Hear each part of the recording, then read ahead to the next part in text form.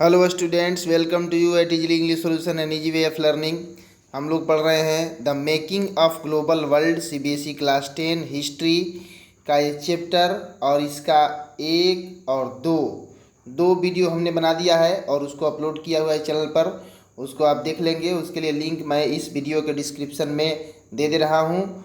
और या चैनल के पेज पर जाकर भी इजली इंग्लिश सॉल्यूशन के पेज पर जाकर वीडियो सेक्शन में जाकर ऊपर सर्च मार सकते हैं। वो वीडियो आपको दोनों मिल जाएंगे। तो हम यही सजेस्ट करेंगे आपको कि पहले उन वीडियोज़ को देख लें और उसके बाद ही आप इस वीडियो को देखेंगे तो अच्छी तरह से समझेंगे। क्योंकि उस वीडियो में हमने ये पॉइंट जो 1 है इसको हमने कवर कर दिया है। ये प्री मॉडर्न वर्ल्ड इसको कवर कर दिए हैं। और उसके बाद डिटेल्ड कवरेज है पूरा एकदम अच्छी तरह से। इसके सारा फैक्ट्स कवर है लाइन बाई लाइन। उसके बाद ये 1.1 silk routes link the world, इसको भी हम लोगों ने कवर कर लिया है उन वीडियोज़ में। और उसके बाद ये जो पॉइंट है food travel spaghetti and potato, इस पॉइंट को भी कवर कर लिया हम लोगों ने वीडियोज़ नंबर 1 और 2 में।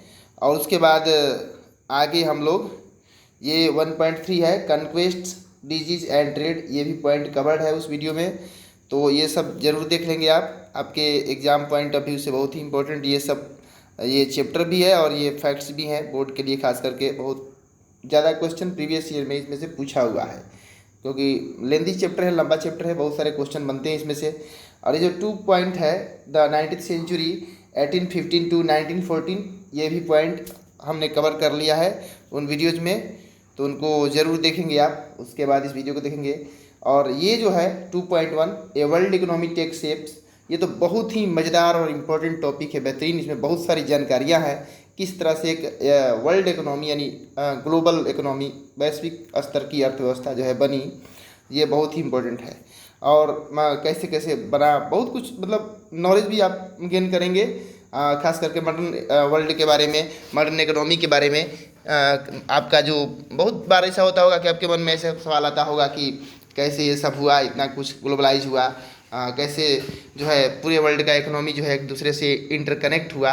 तो ये सब बहुत सारी जानकारियाँ इस टॉपिक में आप प्राप्त करेंगे उन वीडियोज़ को देखेंगे तो। और उसके बाद देखिए ये जो नेक्स्ट है जो टॉपिक, इसको तो हमने कवर कर लिया है, उनको देखेंगे उन वीडियोज़ को तो। और उसके बाद आज हम लोग यहाँ से पढ़ने वाले थे रोल ऑफ टेक्नोलॉजी 2.2, ठीक है। How did technology play important role in formation of globalisation, means global economy और इंटरकनेक्टेडनेस ऑफ पीपल। तो means how does it play the role in formation of modern world, ठीक है। तो देखिए इसको, इस पॉइंट को अभी हम लोग स्टार्ट करेंगे, यहाँ से कवर करेंगे। देखिए सबसे पहले क्या इसमें है, what was the role of the technology in all this, इन सभी चीज़ों के, यानी उसमें हम लोग पढ़े थे उस पॉइंट में। देखिए सबसे पहले उसको थोड़ा देख लेते हैं कि करीब 1820 से 1914 तक ये जो पूरा ट्रेड था, पूरा व्यापार था दुनिया में, वो बढ़ गया था। 25 से बढ़कर 40 गुना हो गया था। और करीब 60% ऐसे प्रोडक्ट थे जो प्राइमरी प्रोडक्ट थे, यानी एग्रीकल्चर बेस्ड, खेती पर आधारित जो चीज़ें थी उनका ट्रेड होता था पूरे दुनिया में। एग्रीकल्चरल प्रोडक्ट पर ही पूरा व्यापार होता था। और मुख्य रूप से उसमें कॉटन, मिनरल और कोल, ये सारे प्रोडक्ट्स थे और इनका जो है वर्ल्ड वाइड ट्रेड होता था। अब यहाँ तकनीक का क्या योगदान है, टेक्नोलॉजी क्या रोल है, तो इन सभी चीज़ों में देखिए यहाँ कह रहा है कि रेलवे, स्टीम शिप, टेलीग्राफ, ये सारी चीज़ें, रेलवे खास करके means of transportation, steam ship railway का ही वो वाष्प इंजन था, पहले भाप से चलता था, मतलब कोयले वाला इंजन। और टेलीग्राफ, टेलीग्राफ क्या है, मीन्स ऑफ कम्युनिकेशन है, means it's a device to send and receive messages. तो ये सारे उदाहरण यदि इसका हम लेते हैं, very important inventions without which we can not imagine the transformed 19th century world. यदि इन चीज़ों का हम नाम ना लें तो 19वीं शताब्दी में किस तरह से ये दुनिया जो है चेंज हुई, 19th सेंचुरी में बदली, उसका इमेजिनेशन भी, कल्पना भी हम नहीं कर सकते हैं। खास करके उन टाइम के ये इन्वेंशंस हैं 1801 से 1900 के बीच जो है ये सारी चीज़ों का डिस्कवर मतलब हुआ है, खोज हुआ है। और पूरे ये 100 सालों तक, मतलब 150 सालों तक कहिए, इनका बहुत ही प्रचलन रहा और बहुत ही कंट्रीब्यूशन रहा मॉडर्न वर्ल्ड के फॉर्मेशन में। अब देखिए उसके बाद but technological advances were often the result of larger social political economic factors. देखिए जिस तरह के तकनीकी बदलाव होते थे पहले, टेक्नोलॉजी एडवांस होते जाता था, नया नया बनते जाता था टेक्नोलॉजी, तो उससे क्या होता था, उसका बहुत ही ज़्यादा मतलब सोशल समाज पर बहुत ज़्यादा प्रभाव पड़ता था।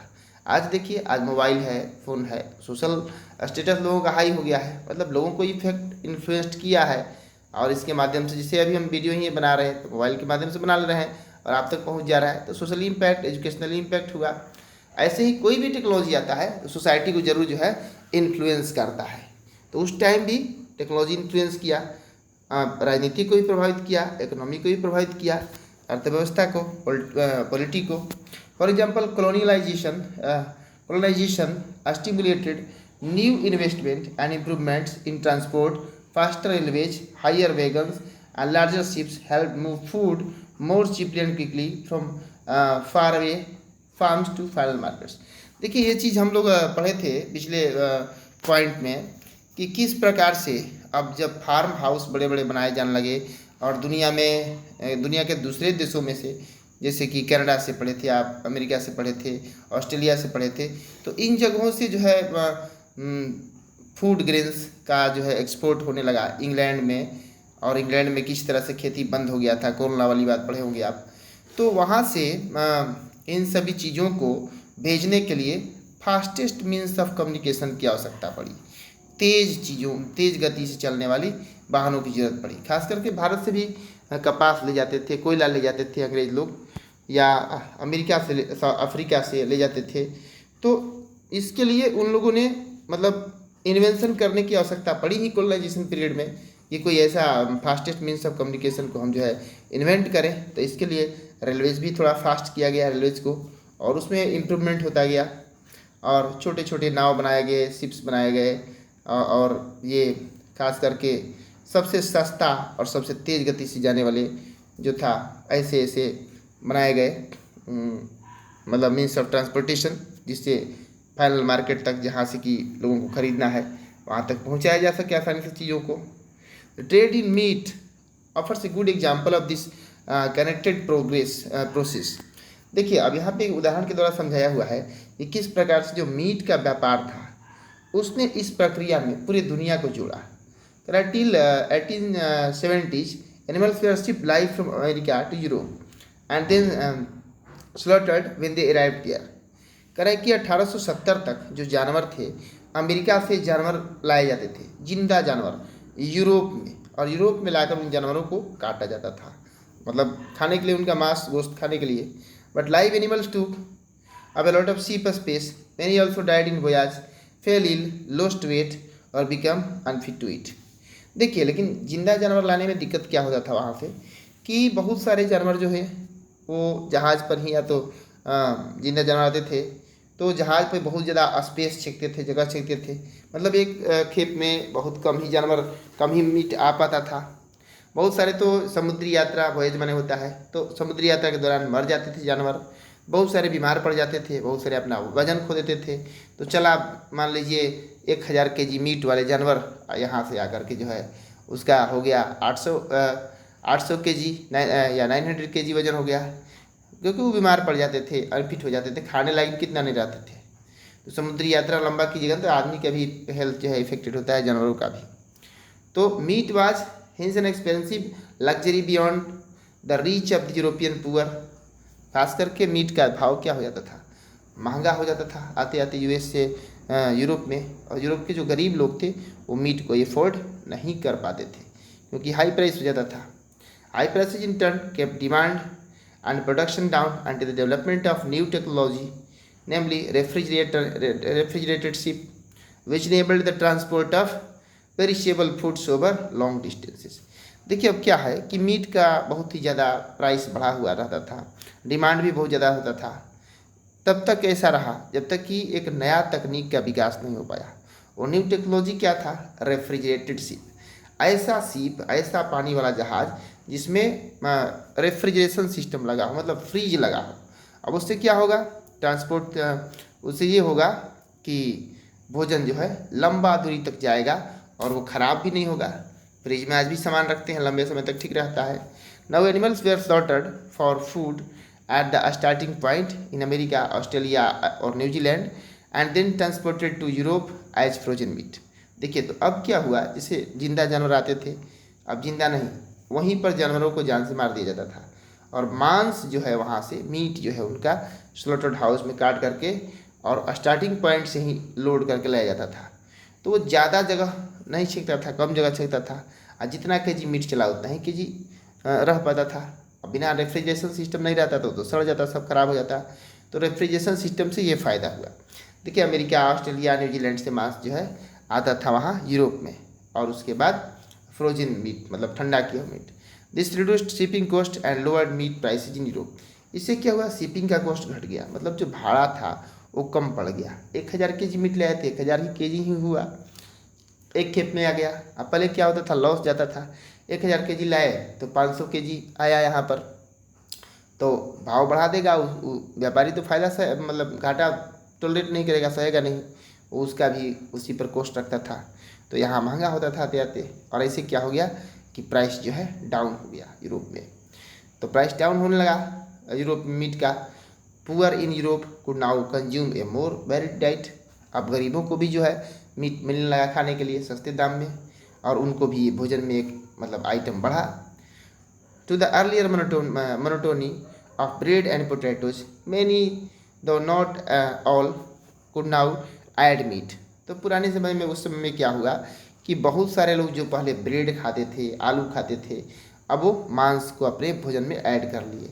सभी तो नहीं, लेकिन कुछ लोग, बहुत सारे लोग ऐड किए, और बटर भी खाने लगे, एग भी खाने लगे। तो उनका इस प्रकार से जो है लिविंग स्टैंडर्ड हाई हुआ। Better living condition promoted social peace with in the country and support for imperialism abroad.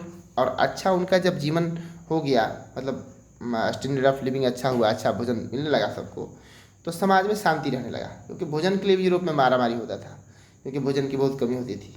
और इस प्रकार अब जब सपोर्ट, जब मजबूत हो गए वो, तो उनका ध्यान इम्पेरियलिज्म की ओर गया, यानी कि दुनिया को के अलग अलग जगहों पर जो है कब्जा करने की ओर गया, क्योंकि खा पी के बरियार हो गए, तो बलवान हो गए, तब लड़ेंगे दूसरे देश में जाकर के जो है कब्जा करेंगे, इस पर ध्यान गया।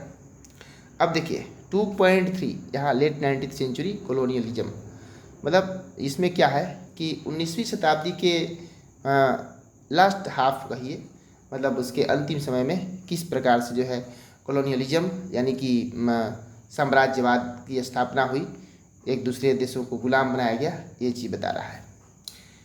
अब देखिए यहाँ बता रहा है कि ट्रेड, 1 मिनट, देखिए बोल रहा है कि trade flourished and markets expanded in the late 19th century, but this was not only a period of expanding trade and increased prosperity।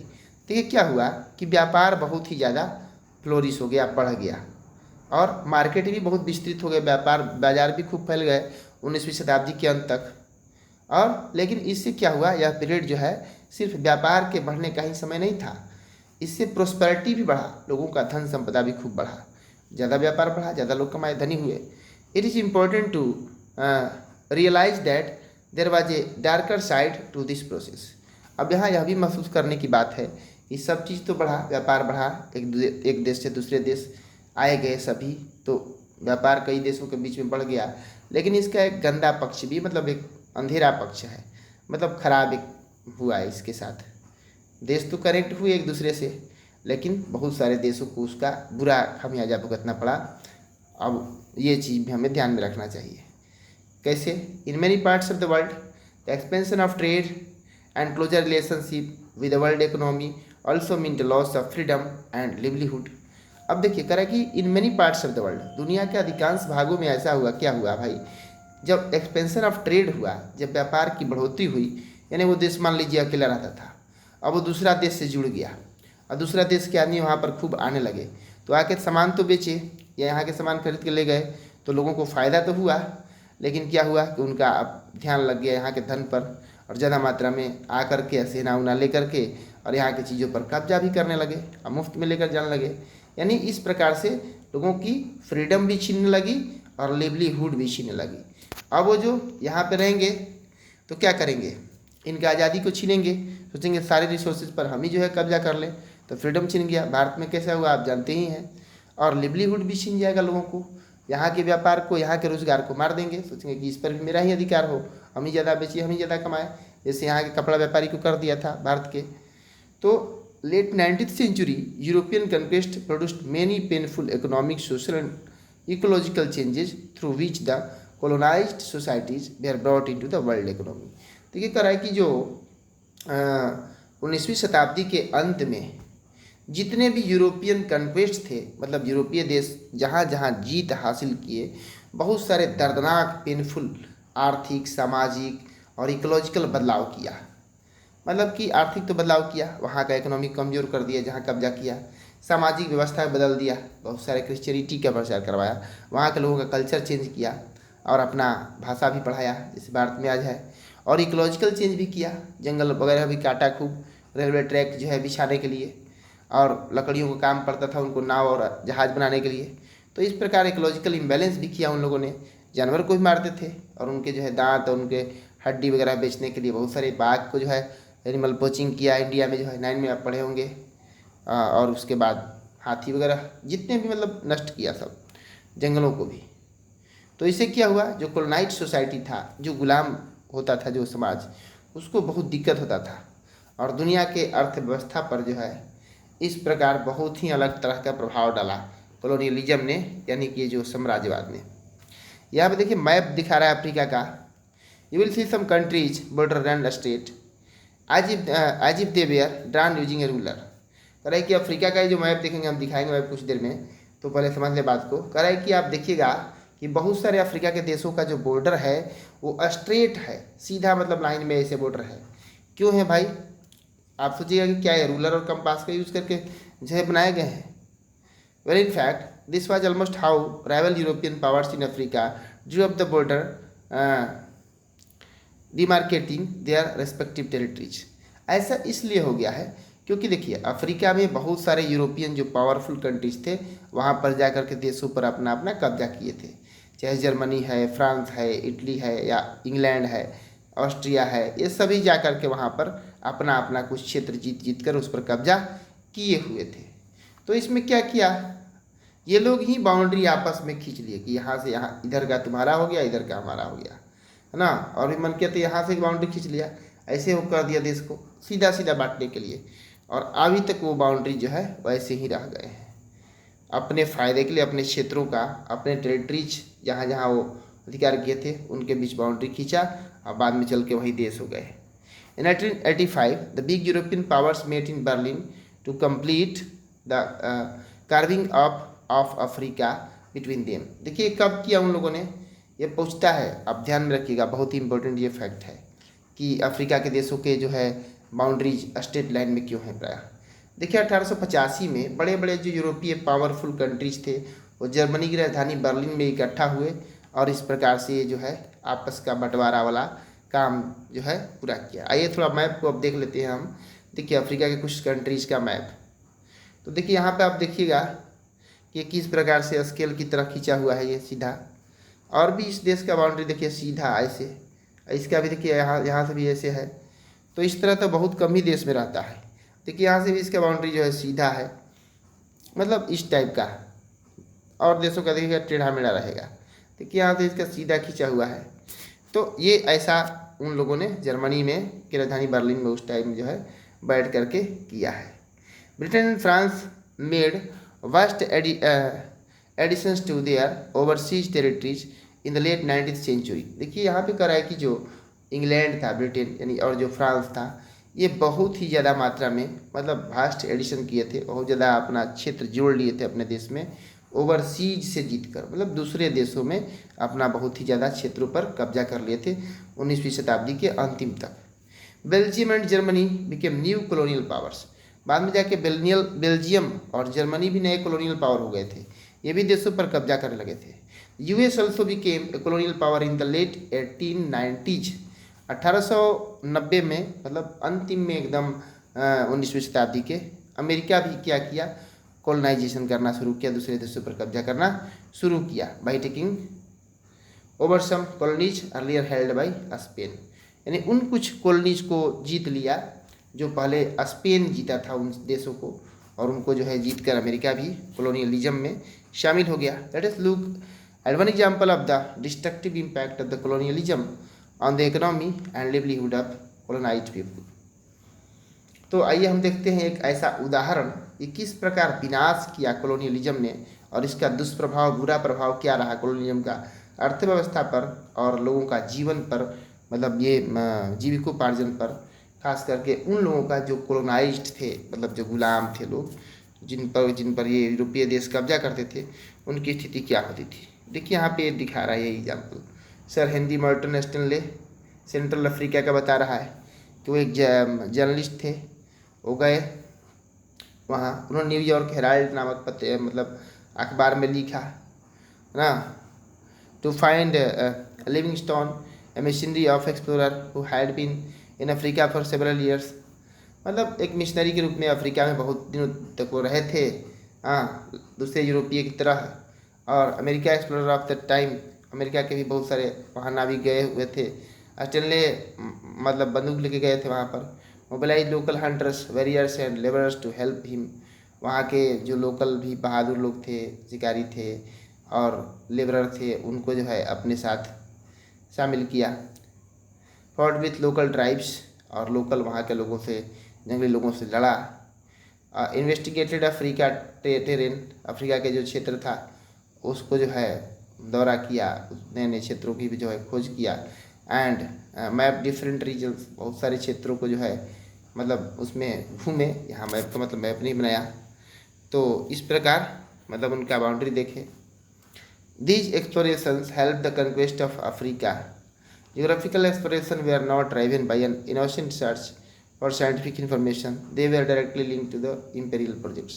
देखिए तो वहाँ पर क्या करें, वो गए थे मतलब क्षेत्रों को घूमने, देखने, समझने, लेकिन इस प्रकार से जहाँ जहाँ देखे वहाँ वहाँ कब्जा भी कर लिए, वहाँ के लोगों को मिलाए। और इस प्रकार से तो पहले जाते थे लोग खोज करने, मतलब किसी देश में, तो वही इसलिए नहीं जाते थे कि वहाँ पर जो है खोज करेंगे, कोई शोध करेंगे, कोई वैज्ञानिक वहाँ से जो है इन्फॉर्मेशन गेन करेंगे, नहीं। वहाँ गए, घूमे, अच्छा लगा, वहाँ के कुछ लोगों को, कुछ बाहर के लोगों को मिलाकर जो है कब्जा कर लेते थे वहाँ पर, इस तरह का। देखिए यहाँ पे 2.4 जो टॉपिक है, रिंडर पेस्ट और द कैटल प्लेग, ये बहुत ही इंपॉर्टेंट टॉपिक है। इसमें से बहुत सारे क्वेश्चन आते हैं। कैटल प्लेग क्या था, रिंडर पेस्ट मतलब किस तरह से यूरोपीय आसानी से दूसरे देशों पर कब्जा कर लेते थे, परिस्थिति भी उनका कैसे साथ दिया, खास करके अफ्रीका में। तो इस पॉइंट के साथ हम लोग मिलेंगे नेक्स्ट वीडियो में, ठीक है। तो देखते रहिए आप इजीली इंग्लिश सॉल्यूशन, और चैनल को थोड़ा शेयर कीजिए, सब्सक्राइब कीजिए, अपने फ्रेंड्स तक वीडियोस को पहुंचाते जाइए। जो भी है ये भी बनाया, इससे आगे बनाते रहेंगे। मतलब आपके बोर्ड के एग्ज़ाम से पहले SST और इंग्लिश के सारे चैप्टर्स कंप्लीट कराएंगे तेज़ी में एकदम, ठीक है। अभी थोड़ा मेरा भी कुछ स्टडी है, एग्ज़ाम है, थोड़ा अभी 30 तक बिजी हैं हम, उसके बाद से हम फ्री हो जाएंगे तो वीडियोस कंटिन्यू एकदम डाला जाएगा। तो इसमें मिलेंगे हम लोग 2.4 में रिंडर पेस्ट और कैटल प्लेग। चलिए, इस वीडियो को देखने के लिए बहुत बहुत धन्यवाद आपको।